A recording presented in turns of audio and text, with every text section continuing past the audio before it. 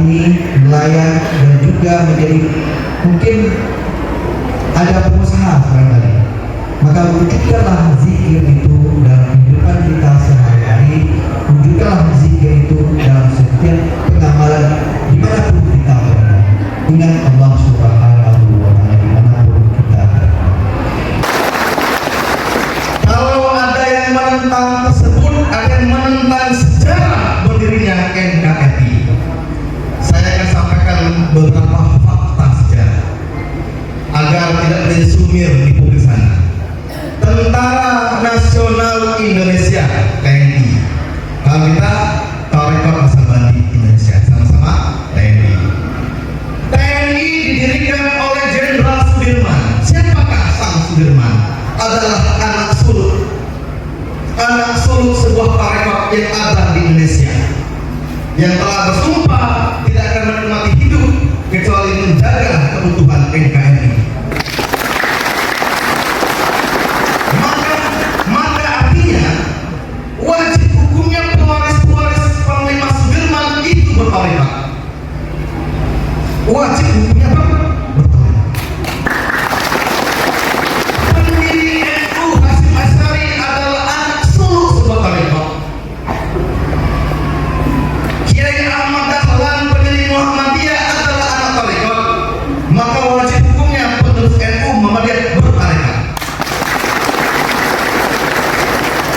Soekarno sebelum membacakan proklamasi dia berhadap dengan guru musik bertarekat lalu suluk, lalu terifamlah dia Pancasila, lalu membacakan proklamasi tahun 45.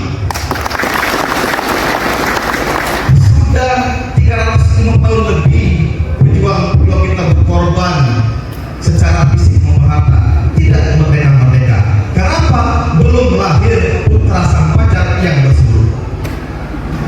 Alhamdulillah Tuhan anugerahkan kepada Bung Karno berhadap ke guru musik dan bersuluk sehingga terifamlah membaca proklamasi dan lahirlah Pancasila. Apa kaitan Naksabandi dengan bangsa dan negara? Apa kaitan Naksabandi dengan Pancasila?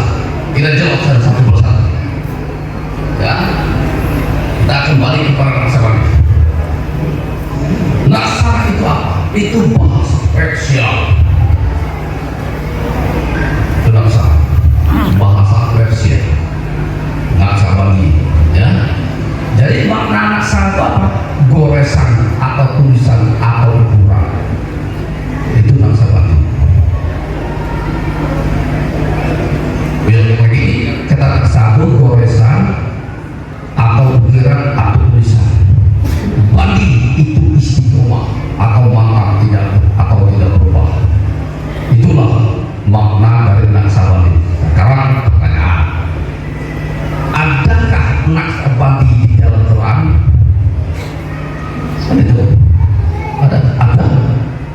Di mana? Di surat Al-Majadalah ayat 22. Apa bunyinya? Kata bil qulubihi iman. Tuliskan iman itu di dalam lubuk hati. Jadi ditulis iman itu di dalam lubuk hati. Apa yang ditulis iman dalam lubuk hati? Sedangkan rukun iman ini ada 6.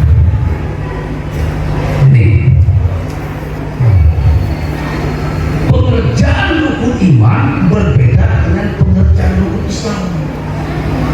Kalau pengerjaan rukun Islam itu pengerjaannya satu-satu. Kalau mengucap dua kalimat syahadat ada waktunya, sholat begitu, puasa begitu, zakat begitu, haji juga begitu. Ada waktunya satu-satu, tidak bisa sekaligus. Kalau rukun iman tidak bisa. Harus sekaligus. Ada apa dengan rukun iman? Rukun iman itu senyawa. Tidak bisa dipisahkan satu sama yang lain. Jadi pengerjaannya sekaligus. Setiap senyawa pasti ada nyawanya rukun iman. Jadi mana nyawa iman? Nyawanya rukun iman yaitu Allah. Jadi kalau begitu ulaikah kata babil qulubi iman, tuliskan iman dan berbuati, artinya ditulis kalimat Allah dalam lubuk hati. Jadi kapan lubuk hati ini telah ditulis dengan kalimat Allah, maka ruh di dalam lubuk hati ini kembali lagi hidup dan hati kembali bergetar, berzikir menyebut nama Tuhan Allah, Allah, Allah, Allah, Allah, Allah. Yang Allah jelaskan di surat Anfal ayat 2, tanda-tanda orang beriman. Mana tandanya? Bila menyebut Allah, maka hati berlepasnya ruh di dalam lubuk hati. Bila berpikir menyebut Allah, maka hatinya bergetar bangun dan beriman kepada Allah. Allah Akbar.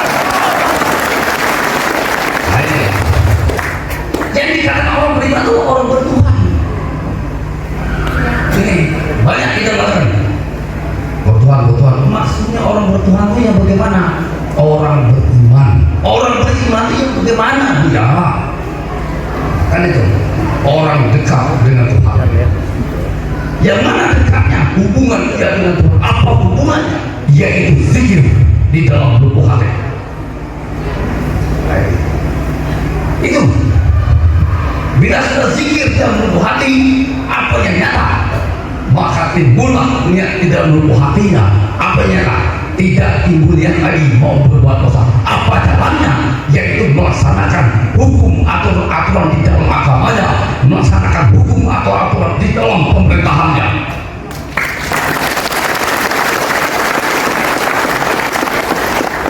Ini maka ini kaitan kita dengan naksabandi dengan pemerintah bangsa dan negara. Terjadinya hukum-hukum atau aturan itu dari mana sebenarnya? Dari ketuhanan. Bisa orang bertuhan, orang dekat dengan Tuhan. Bisa orang dekat dengan Tuhan bagaimana? Yaitu orang beriman. Yang bagaimana? Yaitu kekal zikir kepada Tuhan dalam lubuk hati. Itu. Jelas saudara, ini kaitan kita kepada bangsa dan negara. Makanya kita mengajak manusia umat beragama ini untuk mendekati kepada Tuhan. Kenapa kita perlu mengajak manusia ini dalam bangsa negara semuanya kaya republik ini untuk mendekati kepada Tuhan? Ya karena negara kita ini berdasarkan Pancasila.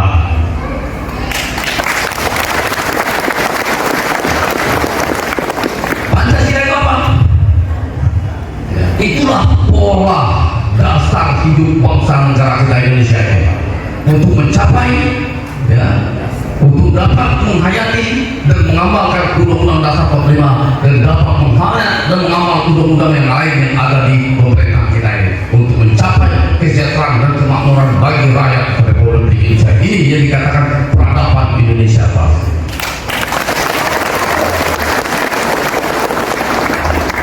Dari Pancasila itu, dari butir-butir Pancasila itu, di mana namanya? Di ketuhanan yang Maha Esa, itu namanya.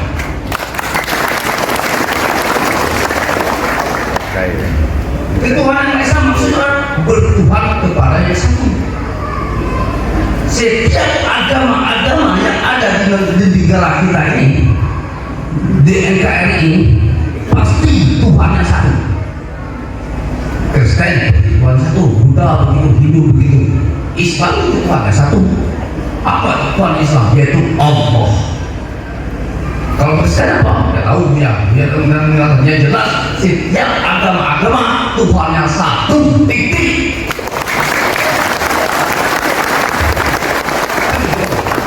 Nah, sekarang apa kegunaan agama? Sebagai alat manusia mendekat diri kepada Tuhan. Kalau manusia sudah dekat diri kepada Tuhan, artinya manusia itu sudah berketuhanan.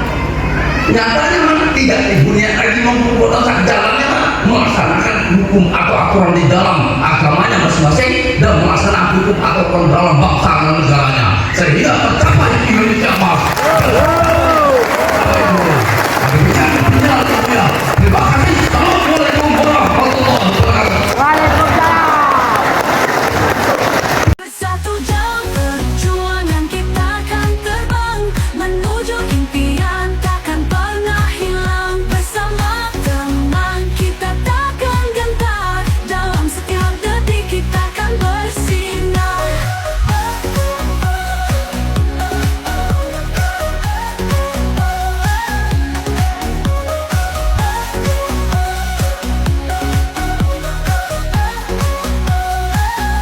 Setiap peluru yang jatuh adalah tanda perjuangan kita kan selalu ada.